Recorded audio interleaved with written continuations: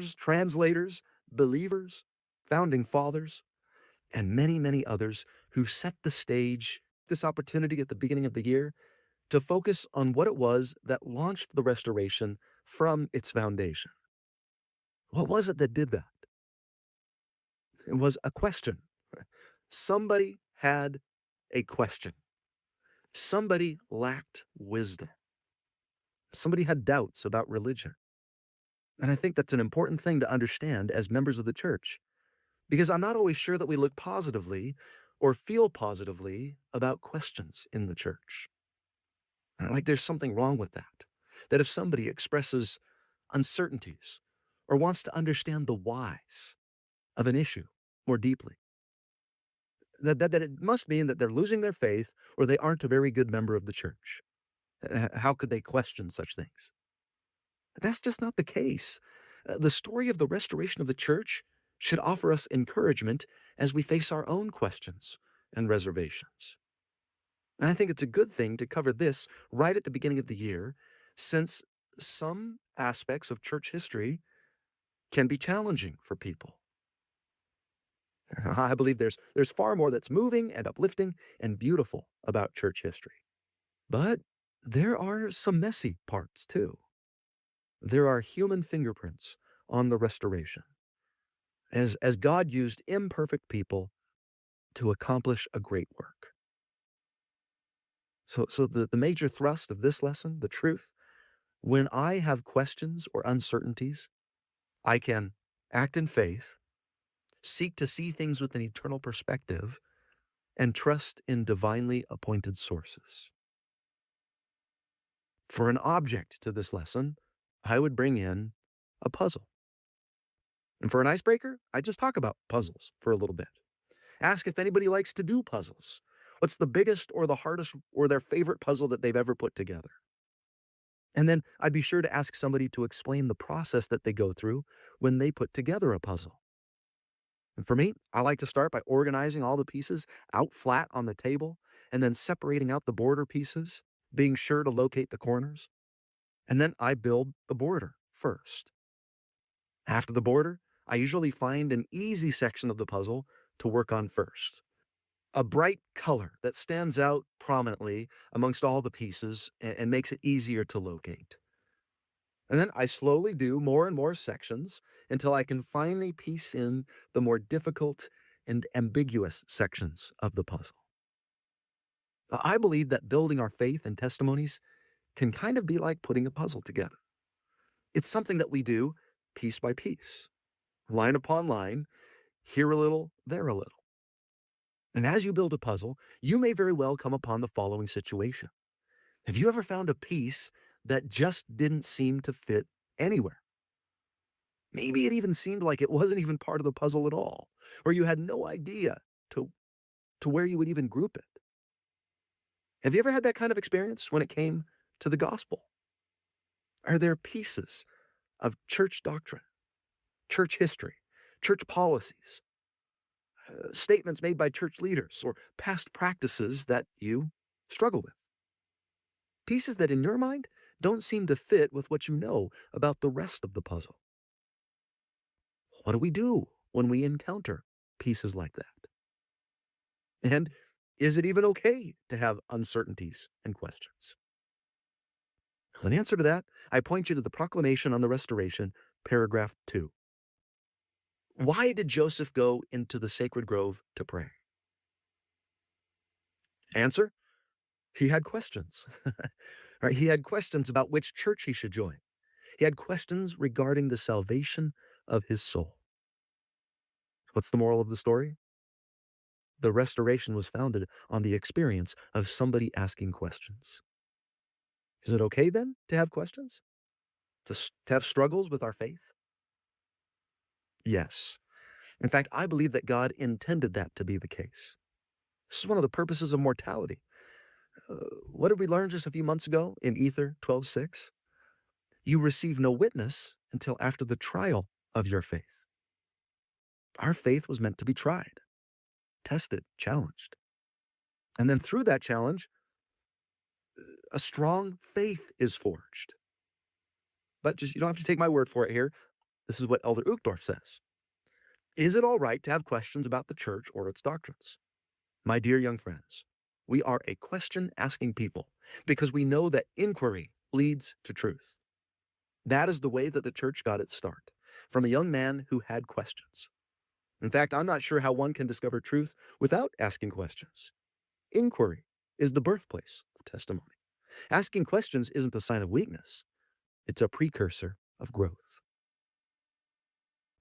So to give your students a chance to apply the ideas in this lesson, you could provide them with the following handout.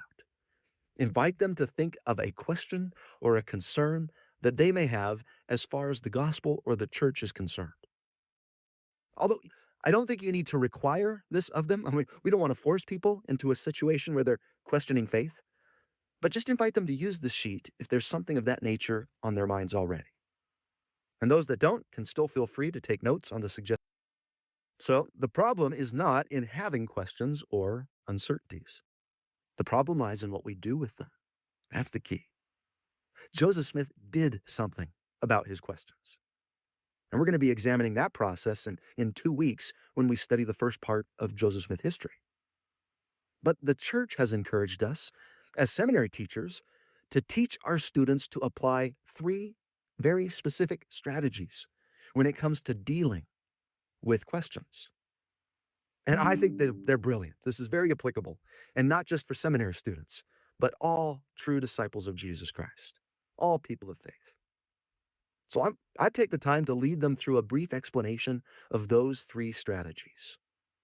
As you explain them, give your students some time to make a note or 2 on how they could apply each of the strategies to their particular question. And those strategies are to act in faith, examine concepts and questions with an eternal perspective, and to seek further understanding through divinely appointed sources. Let's take a look at each one in turn. What does it mean to act in faith?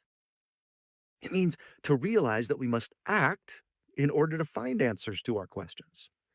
It's not a quick fix, not just a Google search or demanding a sign kind of process. There's effort and study and thought and patience to be expected. To act in faith means to trust in God throughout the answer-seeking process. It means to not give up on God and His church when the answers don't come immediately. And it means to rely on the testimony and the understanding and the experiences that we've already had with the truth and with God. To find strength in that as we reach out for more answers. And it means to realize that God has more to reveal in the future. We don't believe that God has given us, as mankind or as a church, all of the answers. But we do believe in a God that will, over time, eventually lead us to all truth. So let's go back to our puzzle metaphor. What do you do when you find a piece that doesn't seem to fit? Founding fathers, well, and many others who set the stage, this opportunity at the beginning of the year, you look at the box to focus on what it was that launched the restoration from its foundation. You exercise patience as you work. What was it that did that? And then, if you don't see where it fits, somebody had the entire puzzle out. Somebody I don't understand this one piece. The whole thing must be wrong. Somebody had doubts about religion. No, you set it aside. And I think that's an important thing to understand as members of the rest of the puzzle. Because I'm not always sure that we look positively you are going to see or feel positively about the longer I work on the puzzle.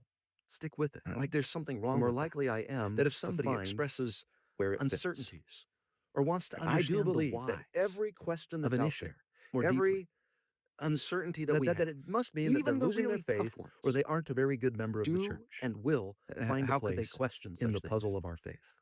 But that's just not the case. At this point, the story of the restoration of the church or 2 should offer us encouragement on how they could apply that particular strategy and reservation to their question.